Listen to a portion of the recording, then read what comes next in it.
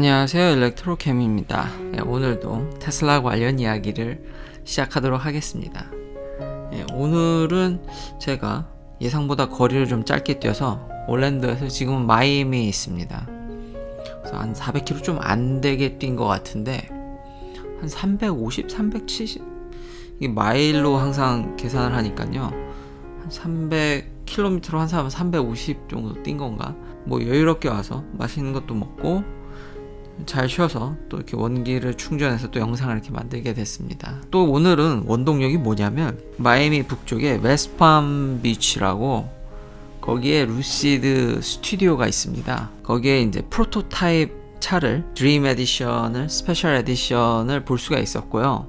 뭐 물론 세일즈 퍼슨이 얘기하기로는 이거보다 좀 더 나아질 거고 이거는 아주 초창기 만든 거기 때문에 품질이 더 나아질 거라고 하는데 저희 와이프가 충격적인 이야기를 해가지고, 근데 저도 어느 정도 그걸 좀 동의를 해서 또 이렇게 영상을 만들게 됐습니다. 일단 몰에 그 스튜디오가 있고요. 혹시나 물론 차가 안 나왔다라는 건 알고 있지만 가보면 가라지 안에 이미 여러 개의 루시드 충전기가 있더라고요. 그래서 혹시 테스트 드라이브를 어떻게 잘 이야기해보면 해볼 수 있지 않을까 했는데 안타깝게도 차는 그거 한 대입니다. 그래서 차 내부를 좀 그래도 실질적으로 확인할 수 있는 좋은 기회였고요. 물론 앉지는 못했습니다, 코비드 때문에. 근데 플로리다는 이 마스크도 안 써도 된다고 하더라고요. 그래서 불안해서 전 썼습니다만 적지 않은 사람들이 벌써 마스크를 안 쓰고 다니는 걸 봐서 좀 무섭더라고요. 바가 느슨해진 것 같은 느낌이 들긴 합니다. 그래서 웬만하면 사람 많은 데는 피해 다니고 있습니다. 자, 이제 차를 실제로 보니까 어떤 느낌이 들었냐면 그리고 이 가라지에는 테슬라 차저도 있습니다. 데스티네이션 차저요.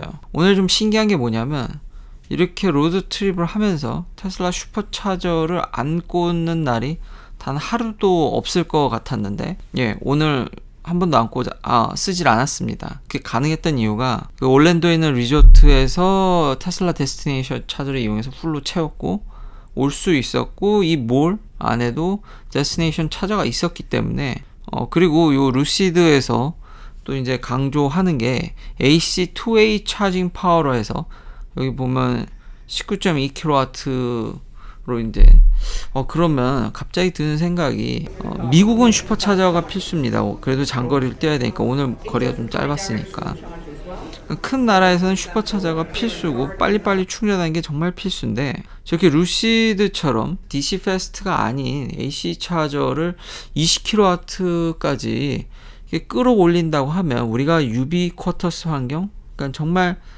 빠른 건 아니지만 저런 차저들이 정말 동네 거쳐에 이렇게 뭐 호텔, 리조트, 몰에 가라지, 뭐 음식점, 하여튼 주차하는 곳곳마다 20kW 정도로만 돼 있다면 보통 커봐야 배터리 크기가 100kW를 현재, 뭐 물론 테슬라는 곧 넘을 거지만 현재로선 100kW보다 작기 때문에, 그리고 완전히 빈깡통으로 충전한다면 오래 걸리겠지만 보통은 중간부터 들어가니까 그러면 굳이 한국같이 좀 나라 크기가 작고 주행거리가 짧은 나라에서는 굳이 슈퍼차저를 그렇게 하기보다는 차라리 집밥용 충전기를 정말 많이 까는 것도 한 가지 방법이 되지 않을까, 그런 생각이 들었습니다. 오늘 슈퍼차저를 안 쓰게 되면서 의외로 그런 생각이 들었고요.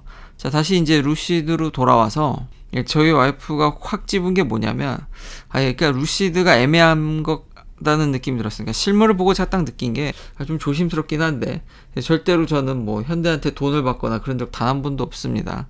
뭐 저희 오랜 팬분들은 제가 얼마나 현대에 대해서 좀 비판적이었는지, 뭐 물론 미국에 있다 보면은 한국 기업을 응원하는 마음도 있기 때문에 그런 마음이 표출된 영상도 있기 때문에 그 부분만 보시고 판단하시겠지만, 제가 이거를 이제 와이프한테 고급차라고 좀 소개를 시켜줬는데 저희 와이프가 한 얘기가 그렇게 고급차였냐고, 제네시스보다 많이 안 좋은데, 그게 오늘의 핵심입니다. 이 세일즈 퍼슨이 계속 붙으면서 저를 악착같이 지금 레저베이션 시키려고, 그게 아마 본인의 고가인 건지 왜 그런지 잘 모르겠는데 악착같이 빨리 레저베이션 하라고 굉장히 종용을 많이 해서 할까 하다가 생각보다 고급지지 않았습니다. 이게 참 조심스러운데 이게 제 기준입니다. 생각보다 정말로 고급지진 않았습니다. 그러니까 세일즈펄슨이 얘기하기로는 모델 S보단 낫지만 그건 확실히 해야죠. 모델 S보다 저거보다 나아진다고 하지만 현재 프로토타입만으로도 모델 S보다 마감은 좋아 보였습니다. 머세데스-벤츠 S-클래스, BMW 7, 아우디 A8 이런 거랑 경쟁하기에는 실내가 그렇게까지 고급스럽진 않았습니다. 그게 저한테 좀 충격으로 다가왔고요. 물론 올 여름부터 이제 차가 출시되니까 주행거리가 500마일에 육박하는 드림 에디션이 그나마 이제 플레드 플러스보다 테슬라 모델 S 플레드 플러스보단 빨리 나오니까 성능이면 성능, 주행거리면 주행거리, 그 짧은 시간이나마 그래도 성능적인 면에서의 최상위 타이틀을 가져갈 수 있다는 점과 테슬라 대비 좀 고급스러운 점, 그게 이제 좀 강점으로 보여지고요. 그런데 과연 얼마나 내연기관에서 이거를 끌어올지 인프라도 그렇게 깔려고 하진 않는 것 같고 열심히 저게 아주 키포인트, 그 다음 키포인트가 20kW에 육박하는 저 AC2A 차저, 그 스펙이 높기 때문에 저런 거를 정말 많이 깔면은 좀 승산이 있지 않을까. 오늘 같은 저의 사연도 있기 때문에 그 정도. 그래서 예약은 저는 할까도 했었거든요. 사실 모델 S도 생각을 하기 때문에 드림 에디션 좀 비싸지만 제일 싼 모델은 7만 불부터 시작을 하고 그리고 또 이렇게 예약을 하면 제가 또 예약을 고려했던 이유가 예약을 하면 먼저 시승을 하게 해준답니다. 물론 뉴욕에서 루시드 스튜디오는 여름 이후에나 생길 것 같긴 하지만 그래도 그때 또 맞춰서 차가 나오니까 그러면은 테스트드라이브를 우선적으로 하게 해준다는 말에 할까 하다가 금액이 그렇게 적진 않아서 역시나 그런 인프라, 슈퍼차저에 대한 인프라 그래서 좀 루시드에 대해서는 좀 아쉽다. 좀 조심스럽게 아쉽다라는, 생각보다 고급지지 않았다. 그 외에 나머지는 2170 배터리를 쓰고 근데 정말 모터가 정말 작았습니다. 그건 좀 인상 깊었습니다. 모터가 굉장히 팩돼 있어서 나름 그 밑에 있는 모듈을 정말 축소화할 수 있겠구나, 이렇게 강력한 파워를 넣고 공간적이면 그 정도? 그래서 댓글에서 전기차를 사게 되면 일부 내연기관으로 돌아간다 그러는데 그거는 다른 브랜드의 하나는 얘기입니다. 자, 2016년부터 15년 기사도 있습니다. 심지어 15년에는 이제 컨슈머 리포트였죠. 자, 산 사람의 97%가 다시 테슬라 차를 사려고 합니다. 저 역시도 그렇죠. 모델 3 사고 모델 Y를 샀으니까. 여기서도 92%. 예전에 이것 갖고 제가 영상을 만들었죠. 이제 블룸버그 설베이 5,000명 대상으로 모델 3 오너 중 2019년 아마 11월쯤일 겁니다. 그때도 98%의 이제 응답자가 난 테슬라 차를 산다. 그러니까 전기차를 샀을 때 그런 충전의 불편함, 그런 것들 때문에 다시 내연기관으로 돌아간다든지 하지만 테슬라로 오면 일론 머스크가 어닝콜에도 밝혔듯이 상당수 내연기관 타다가 돌아온 사람들이 굉장히 많다라는 점, 그리고 제가 몸소 지금 보여드리고 있죠. 이렇게 미국의 거의 최남단까지 갈 것 같은데 아마 내일은 서던모스트 포인트인가요? 그 최남단 포인트를 아마 제가 찍어서 올리지 않을까라는 생각이 드는데, 이렇듯 아주 손쉽게 오토파일럿과 함께 테슬라는 현존하는 진짜 전기차의 인프라 부분은 인프라, 성능이면 성능까지 정말 최고의 모습을 보여주고 있습니다.